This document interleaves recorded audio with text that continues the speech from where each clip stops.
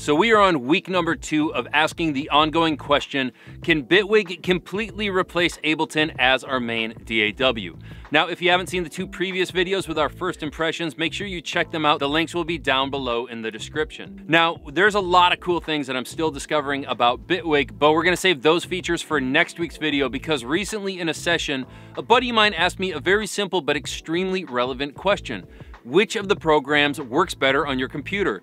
Such as which one has better CPU efficiency and which one can push bigger sessions. Now in this video, we're gonna test exactly that.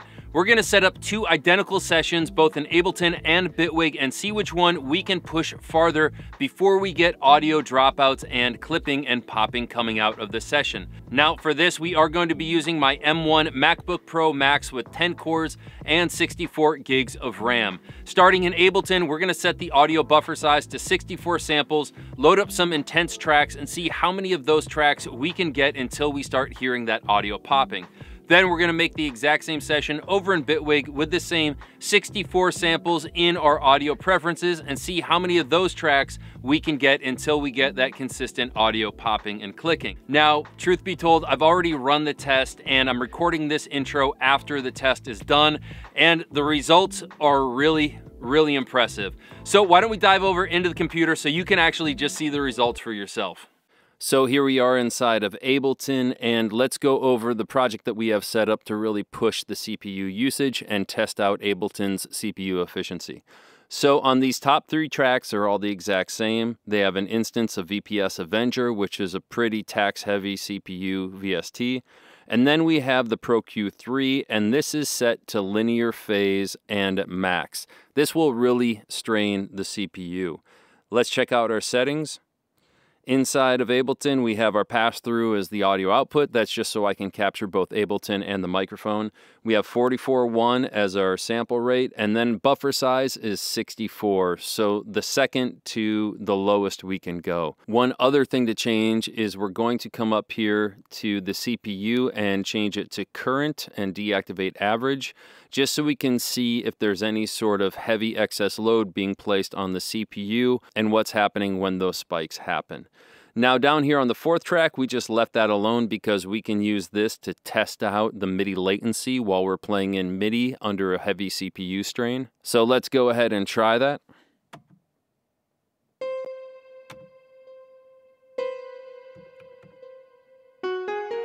So as you can see, there is a massive amount of latency going on, but Ableton has a great way to deal with that. We come up to options and turn on reduce latency when monitoring, and then we'll notice pretty much imperceivable latency. And that latency still remains good even when we go up to 2000 samples. There's a little bit more, but it's almost imperceivable. I'd say maybe about 40 to 50 milliseconds there, so completely usable. But since we are using this as a test between Ableton and Bitwig, we're going to keep this down at 64 so we know we're really pushing our CPU. So before we get started, let's actually bring up the activity monitor here on the screen. We'll see live is right up here on the top, so that's a number we're going to keep our eye on while we're performing this test. So let's cue playback. We're going to be listening for any sort of audio dropouts. We're going to be watching the CPU spikes up here, which already seem to be going crazy. And then also watching the live use of the CPU in the activity monitor here. So let's play back.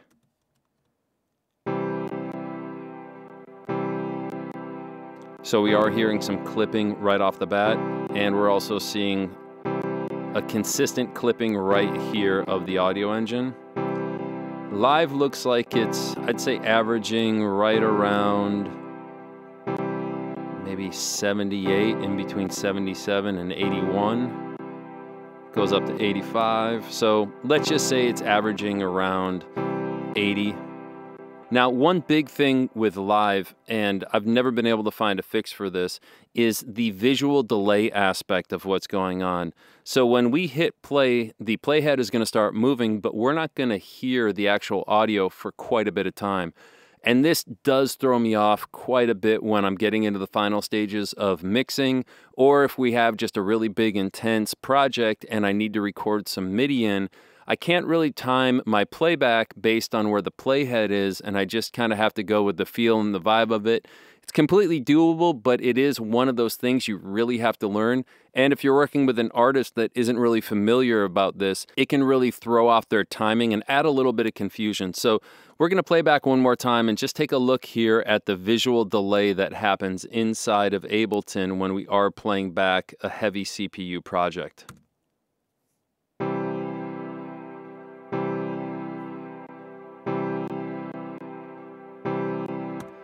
So along with the audio dropouts, we're actually not even hearing the notes until we're almost at the end of the bar. So for Ableton, we were averaging right around 80 for our percentage CPU. We can see we are getting audio dropouts. We have a consistent clicking in the audio. And then we have the visual delay that we're actually hearing the audio playback when we're a little over a half a bar away from when the audio actually was triggered. Now let's jump over into Bitwig, recreate this session, and take a look at what's happening over there. All right, now here we are inside Bitwig, and essentially all I did was open Bitwig and then open the exact Ableton file and import it. And let's just double check and make sure everything came over correct. So our top three should be the exact same with VPS Avenger and the Pro Q3. And let's make sure that it's on linear phase and max. And then we just have the standard instance of VPS Avenger here at the bottom. And now let's go into the settings and just make sure they're an exact match to Ableton. We have pass-through as the audio output device. We're at 44.1 and we have 64 samples for our buffer size.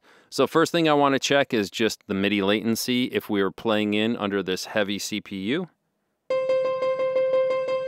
So at 64, just like Ableton, when they have the latency compensation on, there is 0 delay.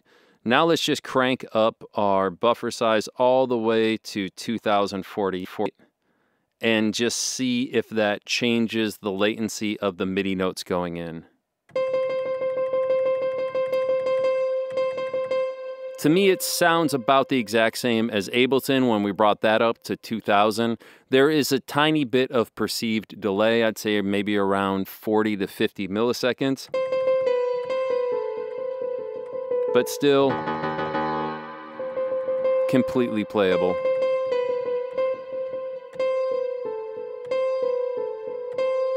But since we are comparing the scenario at 64 samples, let's just crank this back down. Now, one thing I did notice inside of Bitwig, it does have a delay, much like Ableton does. But the one thing that I do like about Bitwig compared to Ableton, when you play back in Ableton, the playhead starts moving and the audio is delayed. However, when you play back in Bitwig, you'll notice that just everything's delayed, but the audio and the visual aspect are triggered at the exact same time. So you are going to have a delay with both programs, but inside of Bitwig, you'll still have a synchronization between the playhead and the actual audio that you're hearing. So let's go ahead and trigger playback. Again, there will be a slight delay from when you hear me hit the spacebar to when it plays back, but the playhead and the audio should be in sync. Let's also pull up the activity monitor here and see what sort of numbers we're getting. Now, when we're looking at this, we got to remember that Bitwig actually has three things going on here. They have Bitwig Studio, they have Bitwig Studio Engine, and then the plugin host, which I believe is the wrapper they used for the sandboxing to protect from any sort of crashes. So let's go ahead and play this back, see what sort of numbers we have here, and then also listen for any sort of audio dropouts.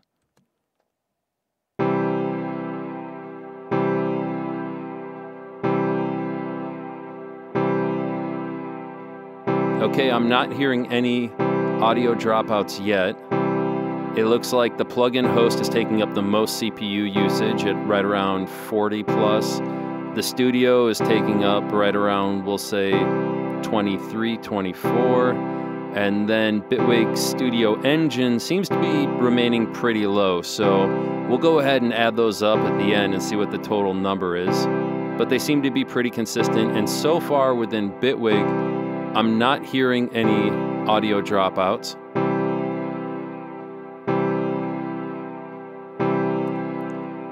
So far I'm not hearing any audio dropouts, but now I'm curious how far we can really push the program before we start hearing any sort of those pops and clicks. And let's go ahead up here to the first one where we have the Pro Q3 along with the Avenger, and let's just duplicate it once. It's going to load the plugin, and let's see if we have any more latency. Latency is the exact same. And let's go ahead and play this back and see if we can get some clipping and popping from the audio.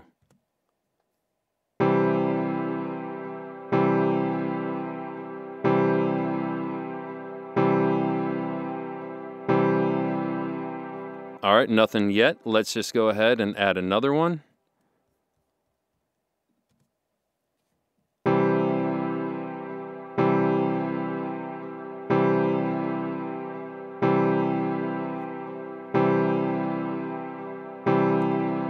All right, let's add another one.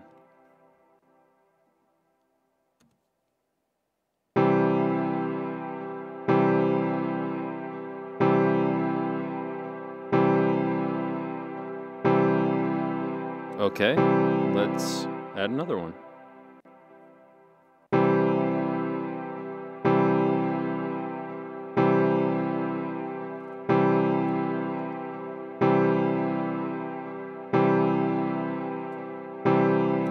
Okay, let's go ahead and load another one.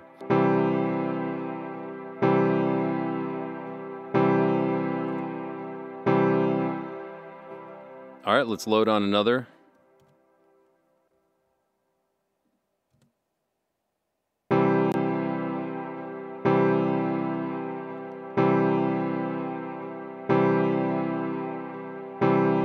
Interesting. So right there, I think you heard that right when we pressed play, there was one pop on the first pass, but then on all the additional passes, we didn't hear any additional pops.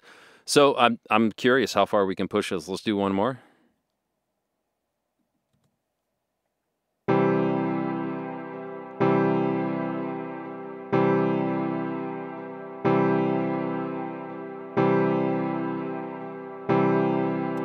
Okay, let's do another one.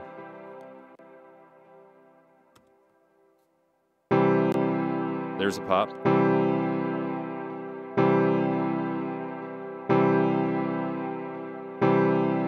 That's really interesting. We hear a pop the first pass, and then it kind of evens itself out and doesn't happen again.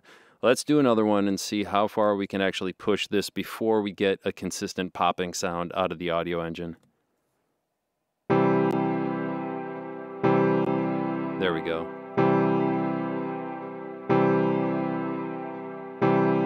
Well, it happened twice. I think you heard it, and now it just, there it goes again.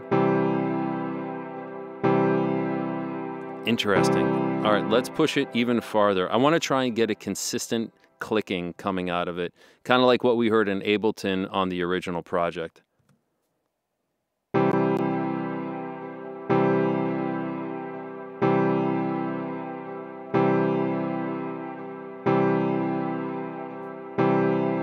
Okay, so we had audio popping just on the very first one. So now let's pull the activity monitor back up and see what kind of numbers we're getting.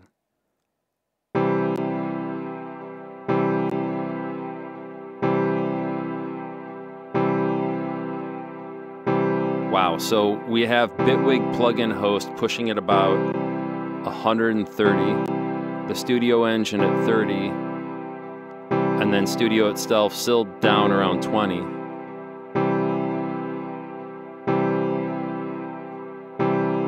But the popping really isn't anything consistent. It happens maybe once or twice at the beginning, and then it kind of compensates for that, or I don't know what it does in the back end, but the clicking disappears. So let's add one more and just see how far we can actually push this.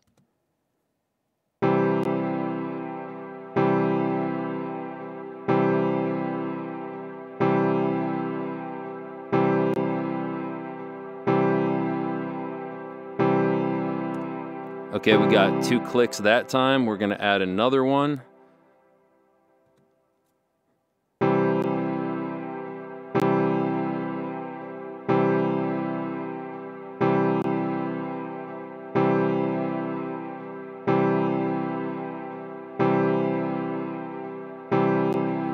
Okay, we're starting to get some more clicks, but what's interesting to me is that it's not consistent, which is interesting to me as in if the program is compensating for something on the back end. But let's add another instance of this and run it again.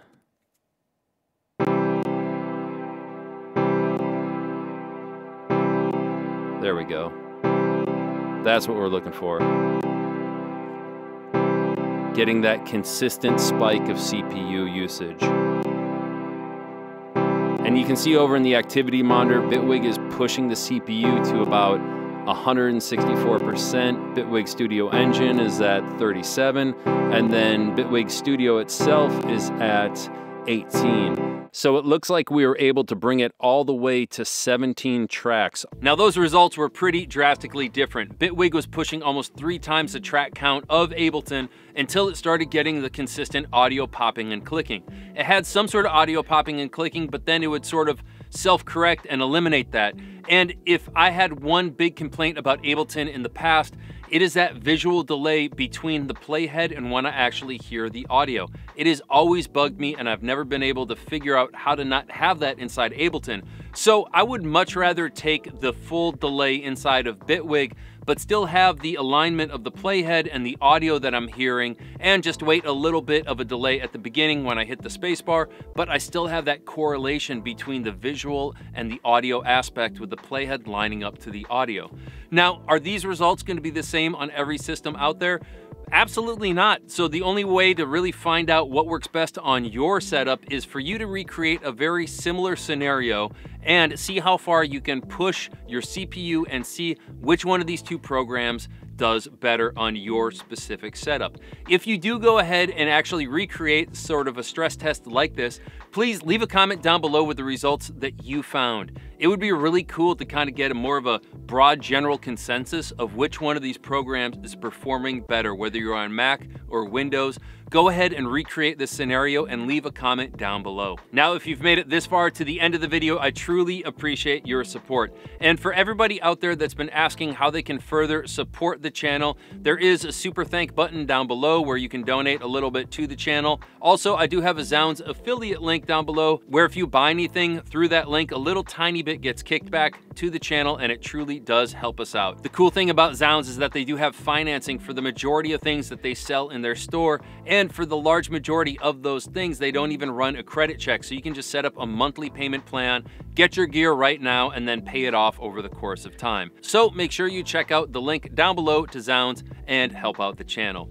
On that note, my name is Stu. This channel is Create, Educate, and Inspire. If you like these kind of videos, please like and subscribe. And to sign off, how we always do on all of our videos, thank you for your time. Thank you for your attention. Now go set up a high stress test CPU scenario on your system. Post the comment down below with the results, and go make something cool.